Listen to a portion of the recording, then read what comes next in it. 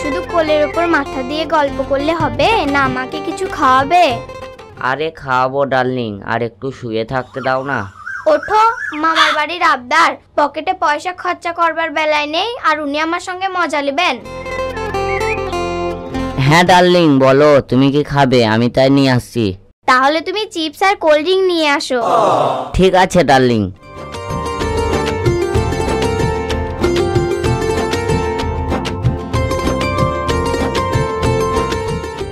এই জিয়া, তুই এখানে একলা বসে কি করছিস? আমি একলা না রে, ও শুধু আছে। ওই দেখ, ও চলে এসেছে।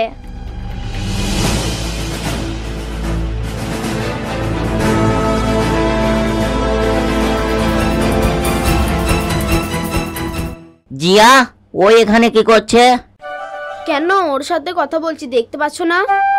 এই তুমি চুপ করো, আমি তোমার সাথে কথা বলছি না। আর তুমি জানো না আমি বেধর্মী মানুষকে পছন্দ করি না। আমি হতে পারি মুসলিম, কিন্তু দেখেন তো আমার গায়ে রক্ত আর আপনার গায়ে রক্ত আলাদা কিনা। চুপ করো তো, আমি ওসব কথা শুনতে চাই না। চলে যাও আমার চোখের সামনে থেকে। আর দ্বিতীয়বার যেন তোমাকে ওর সাথে কথা না বলতে দেখি। চুপ করো তুমি, ও আমার বান্ধবী, আমি ওর সঙ্গে কথা বলবো কি বলবো না সেটা তুমি বলার কে? কেন, আমি তোমার বয়ফ্রেন্ড। এত নিচু মনের মানুষ কখনোই আমার বয়ফ্রেন্ড হতে পারে না। চলে আয় রোজিনা। এই তুমি যাওয়ার আগে বলে যাও, তুমি ওকে চাও না আমাকে চাও? তাহলে শোনো, তোমার মতো নিচু মনের ছেলের সঙ্গে আমি কখনোই সম্পর্ক রাখতে চাই না। না জিয়া, তাই কখনো হয় না। আমি চলে যাচ্ছি, তুই থাক। না রোজিনা, তোকে অপমান করা মানে আমাকে অপমান করা। চল এখান থেকে। জিয়া, তুমি কিন্তু এটা ঠিক করলে না। আমি কিন্তু এর প্রতিশোধ নেবই। পারলে নিস, চশম খোরকোটাকার। দেখ জিয়া, তুই আমার জন্য তোর সম্পর্কটা নষ্ট করিস না। তুই ওর কাছে চলে যা, আমি ঠিক বাড়ি চলে যাব। আজকে ও তোকে অপমান করলো। আর হ্যাঁ, তুই তো জানিস আমার টিঙ্কু দাদাও মুসলিম। কাল যদিও আমার টিঙ্কু দাদাকে অপমান করে, তখন আমার মুখটা কোথায় যাবে? যে দাদা আমাকে ছোটবেলায় কোল থেকে নামায়নি, যাদের বাড়িতে আমি খেয়ে মানুষ, তাদেরকে যদি এভাবে অপমান করে, তাহলে আমার মনের ভেতরটা কিরকম হবে তুই বল? হ্যাঁ জিয়া, তুই ঠিক বলেছিস। আর হ্যাঁ, আন্টি তোকে নিজের মেয়ের মতন যত্ন করেছে, এখনো করে। তবুও কি করবি বল, ও তো তোর ভালোবাসা, ওর সাথে সম্পর্কটা শেষ করে দিস না। ছাড়ো সব কথা, একটা গেলে আর একটা আসবে, ওই সব নিয়ে টেনশন করে লাভ নেই। বেশ, তাহলে আমি বাড়ি চলে যাচ্ছি, তুইও সাবধানে বাড়ি চলে যা। বেশ, তাহলে আসছি।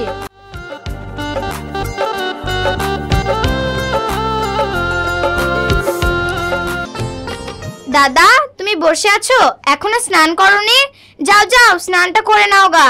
কোথায় গেছিলিস বোন? তুই জানিস না আমি বাড়ি এসে তোকে এক নজর না দেখতে পেলে আমার মন কেমন করে? জানি তো দাদা, একবার রোজিনাদের বাড়ি গিয়েছিলাম কলেজের নোট আনতে। জানিস তোর ছোট দাদা টিঙ্কু এসে বসে থেকে দেখে চলে গেল, তোকে এক নজরও দেখতে পেল না। তাহলে বল তো বোন, তোর দাদা কতটা কষ্ট পেল? সবই বুঝি, তোমরাই তো আমার প্রাণ প্রিয় দাদা।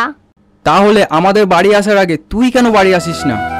সরি দাদা, আমার ভুল হয়ে গেছে, এই কান ধরছি, আমার আর কখনোই ভুল হবে না। বেশ দাদা, তুমি স্নানটা সেরে এসো, আমি ভাত বাড়ছি। যাও না দাদা, আমার খুব খিদে পেয়েছে। আরে বোন, তুই এখনো কিছু খাসনি? একমাত্র দাদার বোন, সেই কি কখনো তার দাদাকে ছেড়ে খেতে পারে? যাও যাও, তুমি স্নানটা সেরে এসো। যাচ্ছি বোন, যাচ্ছি।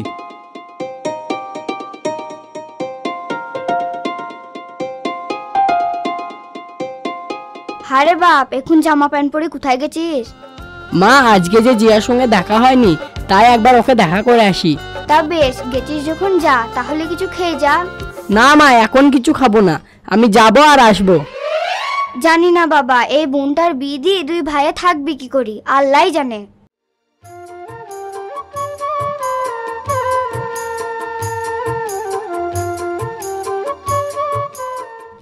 দাদা, বোন, তোমরা সব কই? এই তো আমি, যা ঘরে উঠে বস, দেখ বোন ভাত বাড়ছে। আরে বোন, কি করছিস? আরে ছোট দাদা, তুমি এসো এসো, এই তো ভাত বাড়ছি। ভালোই হলো, 3 দাদা বোন মিলে একসঙ্গে বসে খাবো। বস ভাই।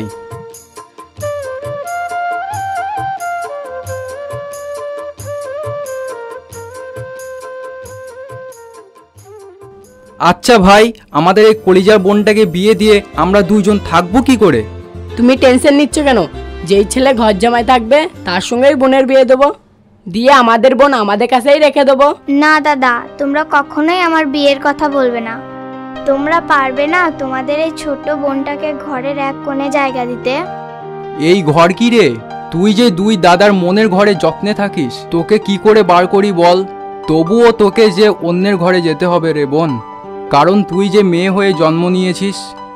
ঠিক বলেছ দাদা।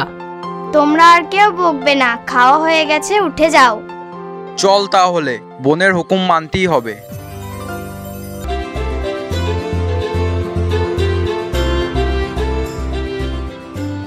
বোন, দাদা, আমি তাহলে বাড়ি গেলাম।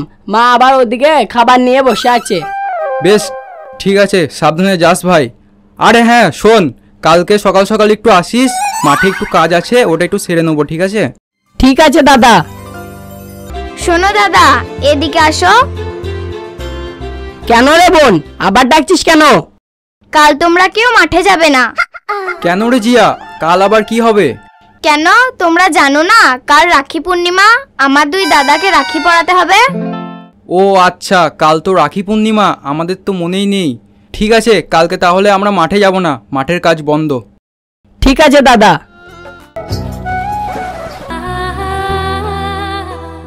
দাদা আসো না তাড়াতাড়ি।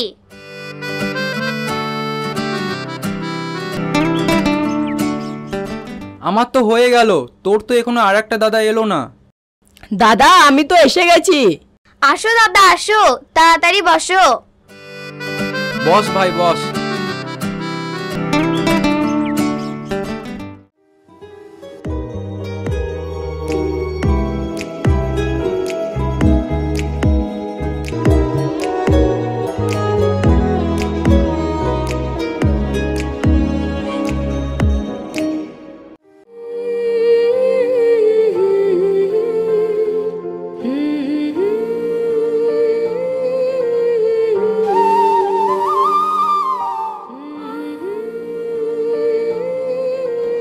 সারা জীবন তুই যেন সুখে থাকিস, আর আমাদের রক্তের শিরায় শিরায় যেন তুই মিশে থাকিস, আর এই রাখির বন্ধন যেন কোনোদিন না ভাঙে।